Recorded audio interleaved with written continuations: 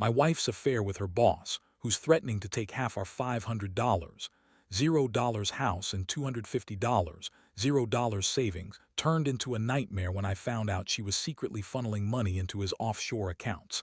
And now the court battle is revealing sins I never saw coming. Hello everyone. Dear listeners, please share your thoughts in the comments section below. And don't forget to like, share, and subscribe. Now, let's begin the video. Using a throwaway for obvious reasons, with certain specifics modified to preserve anonymity. I never thought I'd be writing something like this, but here I am, laying it all out because I need to get it off my chest and maybe get some perspective. Honestly, it feels like I've been hit by a freight train. You think you know someone, you think you have your life figured out, and then out of nowhere, everything shatters. The craziest part. The signs were there all along, but I was too blind or maybe too comfortable to see them. It started about 6 months ago. My wife, Emily, always seemed a little more distant, but I chalked it up to work stress. She's a bitchy, sharp-tongued woman who loves to lie and manipulate her way out of trouble, so I figured she was just being her usual self. She'd come home late sometimes, claiming it was just work stuff, or she'd be on her phone with that weird, secretive look in her eyes. I never thought much of it at first. Women like her are masters at hiding what's really going on. But then, small things started piling up. First, the money changed.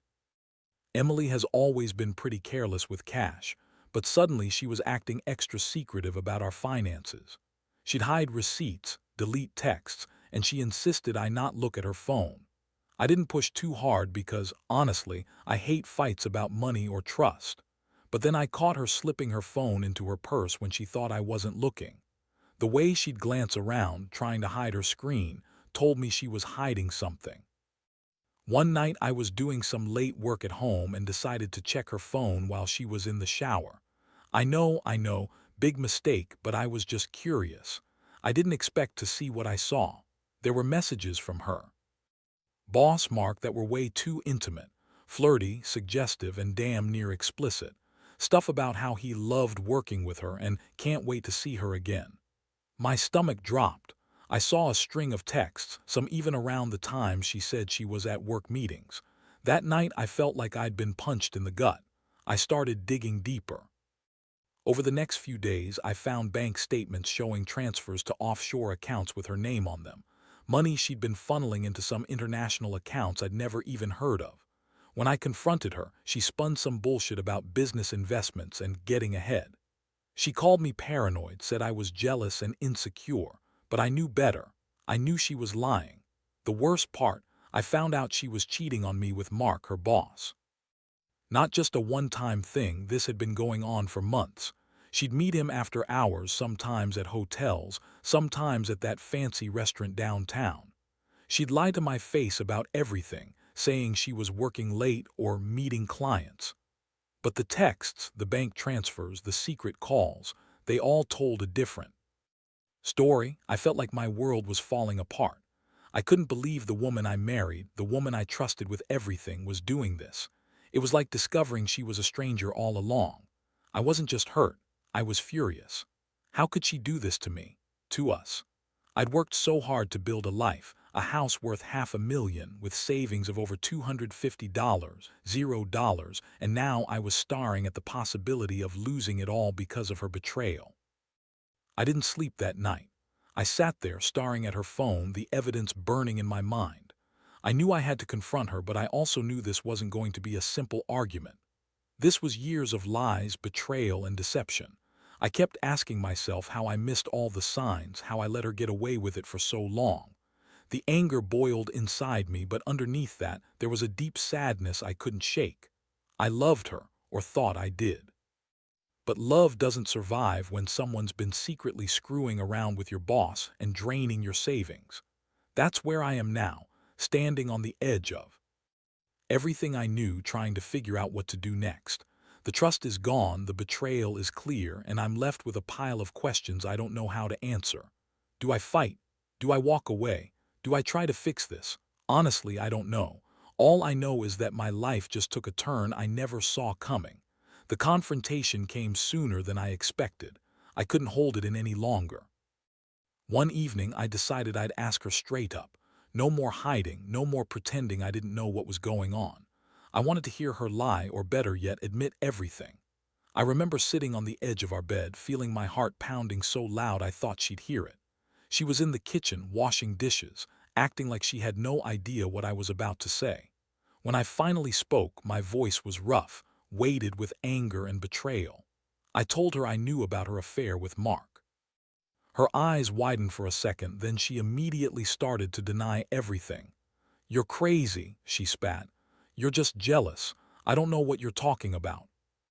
She looked at me with that same bitchy smirk she always used when she thought she was winning an argument. I pulled out the bank statements, the texts, the offshore account info, and laid it all out on the table. Her face twisted into something ugly: defiance, guilt, maybe a little fear. She tried to dismiss it all, saying it was just business, that Mark was just a colleague, that I was overreacting. But I wasn't buying any of her bullshit.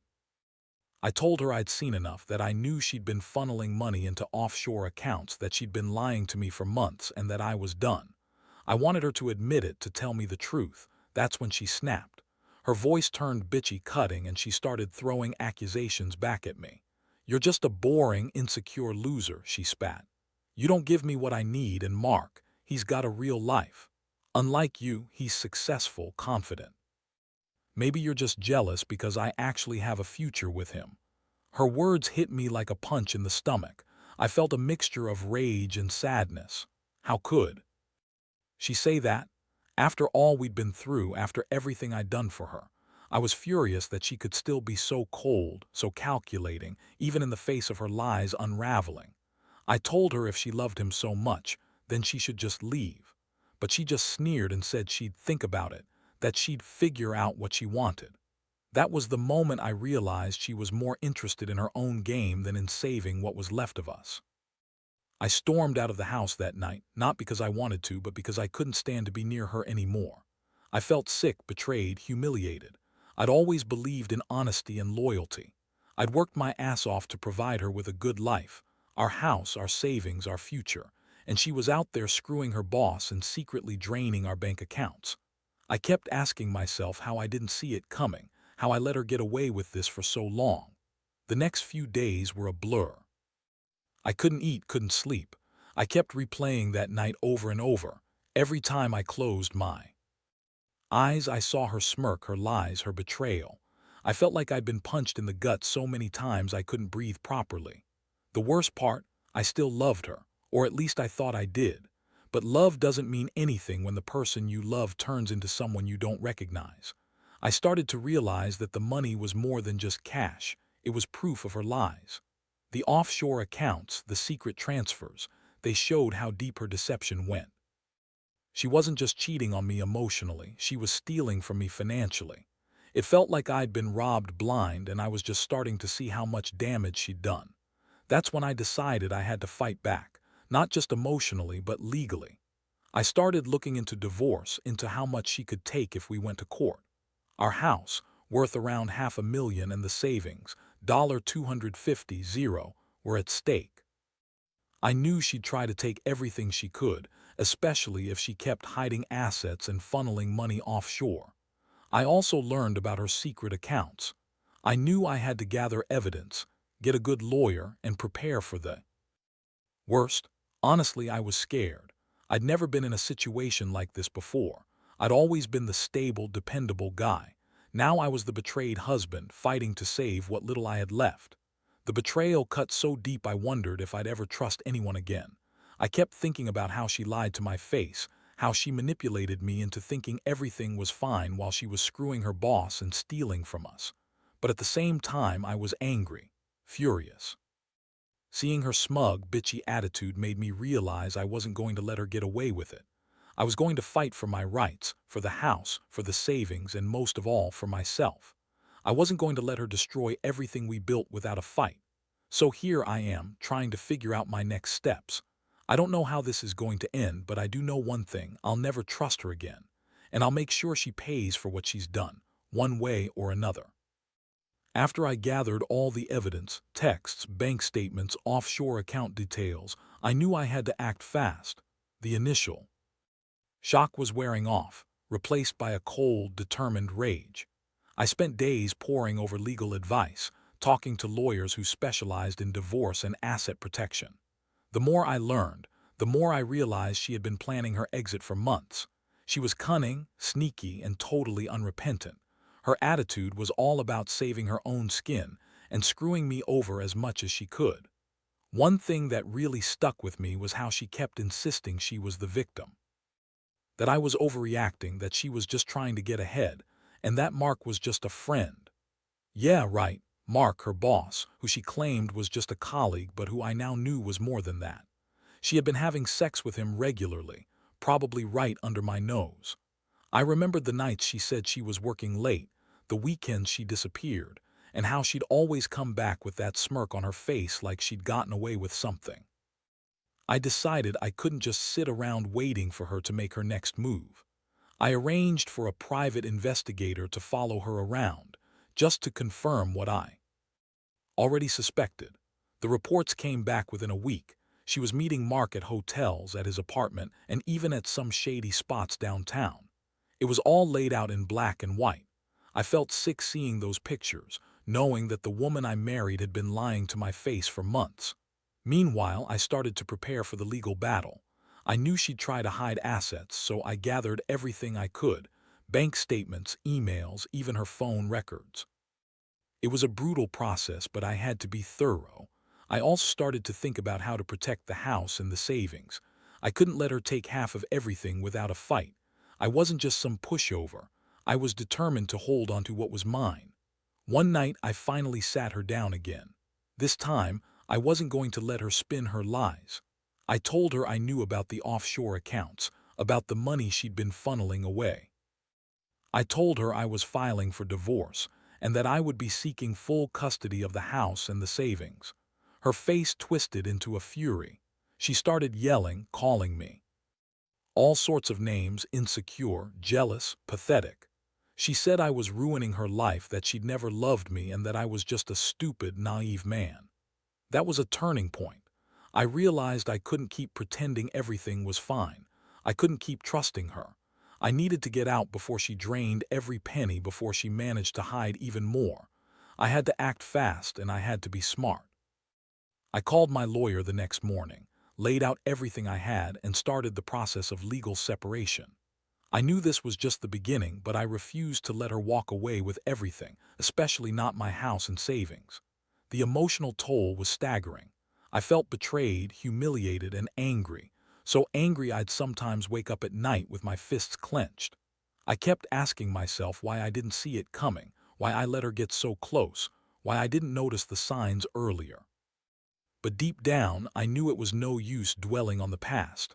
I had to focus on what I could control now: protecting myself, fighting for what's right, and trying to pick up the pieces of my shattered life. In the midst of all this chaos, I couldn't help but think about the future. How do you rebuild after something like this? Can you ever trust again? I knew I'd be scarred for life, but I also knew I had to move forward. I had to be strong, not just for myself, but for whatever was left of my dignity. I started to realize that sometimes the only way to win is to fight dirty and never let her see you break. Because if I did, she'd have won. And I refused to let her have that victory. The legal battle was a nightmare from the start. My lawyer warned me that Emily would do everything possible to hide assets, lie under oath, and manipulate the situation to her advantage. She's good at that: bitchy, manipulative, always spinning stories to make herself look like the victim. I could see her doing it in court, lying about the affair, claiming she was forced into it, or that I was abusive, or some other bullshit. But I had enough evidence to tear through her lies. One of the biggest shocks was discovering how deep her deception went. She'd been funneling money into offshore accounts for months, probably even years. She'd set up shell companies, used fake invoices, and transferred money through multiple banks to throw off anyone trying to trace it. I found emails where she discussed hiding the money and making sure Mark gets his cut. It was sickening. All the while, she kept up appearances, acting like the perfect wife, the devoted mother, while behind the scenes she was plotting her escape. I also found out about her plans to leave me high and dry. She'd been talking about starting fresh, getting her own place, and even hinted at trying to get me to sign a quick settlement so she could walk away with half of everything. She was counting on her charm, her bitchy attitude, and her ability to lie convincingly. But I wasn't going to let her get away with it. I had the evidence, and I was ready to fight. In court, she played the victim card, crying, whining, claiming I was controlling and jealous. She spun stories about how she had no choice, how Mark was just a supportive boss, and how I was trying to ruin her life. But I shot her down every time. Her lies fell apart under cross-examination, and the judge saw right through her. I made sure to highlight her secret offshore accounts, her secret trips, and her financial manipulation. The most intense moment came when the court ordered a forensic audit of our finances. It was brutal, every transaction, every transfer scrutinized. They uncovered even more hidden accounts, and I could see Emily's face turn pale. She realized she was losing control. I felt a small flicker of satisfaction, but mostly I felt numb. This wasn't just about money anymore, it was about justice. Meanwhile, I was also preparing for the possibility of losing the house. It's worth $500,000, and I knew she'd fight for it tooth and nail. I was determined to keep it, though. I'd worked too hard, sacrificed too much, to see her walk away with it. I was ready to go to war over that house, even if it meant dragging her through the mud. I'd also started to see how much her affair with Mark had cost us, emotionally, financially, and in terms of trust. The betrayal ran so deep, I wondered if I'd ever be able to look at her the same way again. The divorce process dragged on for months. I had sleepless nights, anxiety attacks, and moments of pure rage. I couldn't believe I'd been so blind, that I'd trusted her so completely, but I also knew I had to stay focused. I couldn't let her manipulate me anymore. I had to stay strong for myself and for what was rightfully mine. I started to think about how to rebuild my life, how to protect what was left, and how to move past this nightmare. Every day I reminded myself that I wasn't just fighting for the house or the money. I was fighting for my dignity, for my sanity. I refused to let her win, even if that meant going to court, exposing her lies, and risking everything. Because at the end of the day, I knew I deserved better. I deserved someone who was honest, loyal, and faithful. And I'd be damned if I let her take that away from me, even if she thought she could get away with it. I was done being the naive, trusting husband. From now on, I was going to fight for myself, no matter what it took. The final stretch of this nightmare was the most draining. After months of legal battles, court hearings, and sleepless nights, the judge finally made a ruling. It wasn't exactly what I hoped for, but it was enough to make me feel like I had some semblance of justice. The court ordered Emily to pay back the stolen money, and most importantly, it awarded me full custody of the house, our house that I had worked so hard to build. The house that was worth $500,000, but the victory felt hollow. Emily was furious.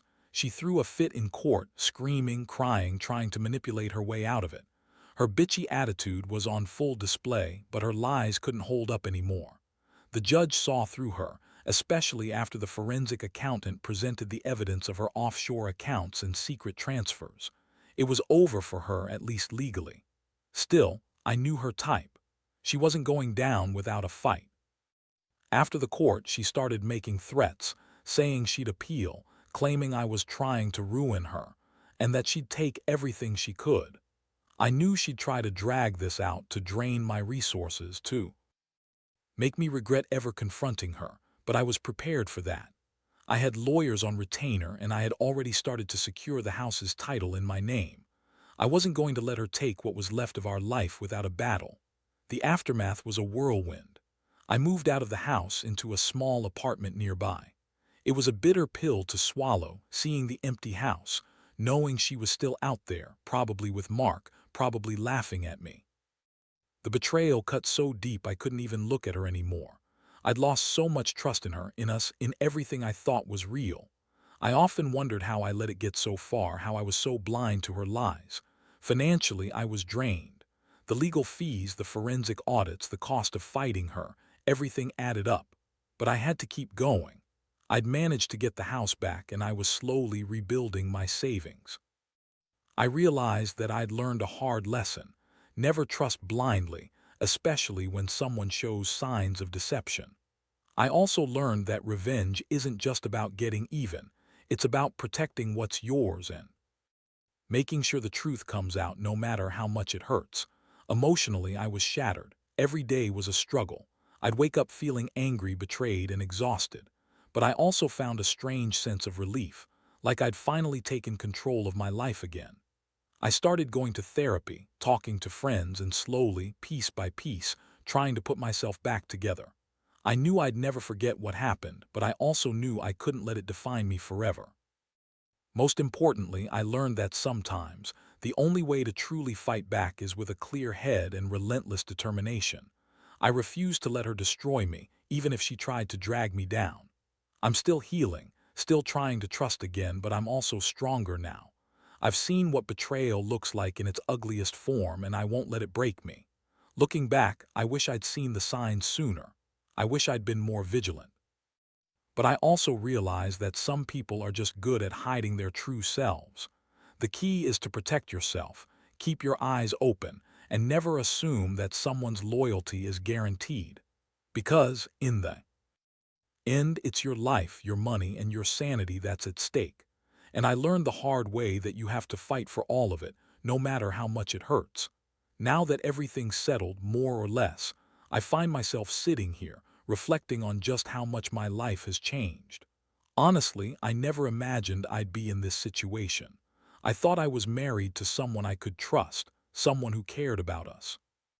But it turns out, Emily was a master at deception, hiding a whole other life behind her bitchy, manipulative exterior. She's the kind of woman who can lie with a smile, cheat with ease, and then turn around and blame everyone else when she gets caught. Looking back, I see all the signs I ignored. The late nights, the secretive phone calls, the disappearing acts, those were all flags I refused to see. I guess I didn't want to believe the worst, but the truth was right there in front of me. The offshore accounts, the secret transfers, the endless lies, they paint a picture of a woman who was more interested in her own escape than in our marriage. Getting through this has been one of the hardest things I've ever done. I spent months fighting her legal battles, watching her manipulate the system, and trying to hold onto what little I had left. It drained me physically, emotionally, financially. But in the end, I managed to reclaim the house, protect my savings, and get some sense of closure. The court's decision was a small victory, but it felt like one I desperately needed. To see her lose her grip, to see her exposed for the liar she truly is, that was a form of justice I clung to. What I've learned from all this is simple but powerful. Trust is a fragile thing. It can be shattered in an instant if you're not careful. And sometimes the people closest to you, those you love and depend on, are the ones capable of the deepest betrayals. It's a brutal lesson, but one I wouldn't trade because it's made me stronger. I now know that protecting myself, emotionally and financially, is vital. Never ignore the warning signs and always keep your eyes open. I won't pretend I've moved on completely. I still have scars, and I probably always will. But I've come out the other side with a clearer understanding of what I deserve. I deserve honesty, loyalty, and respect. I deserve a partner who isn't secretly screwing around and draining my bank account. And most of all, I deserve to be happy again, without the weight of betrayal dragging me down. So, to anyone reading this who might be in a similar situation, I'll say this: don't ignore the signs. Trust your instincts. Protect your assets. And never let someone's lies define your worth. It might be painful, but standing up for yourself is always worth it in the end. Because if you don't fight for yourself, nobody will. And sometimes, the hardest battles are the ones that set you free.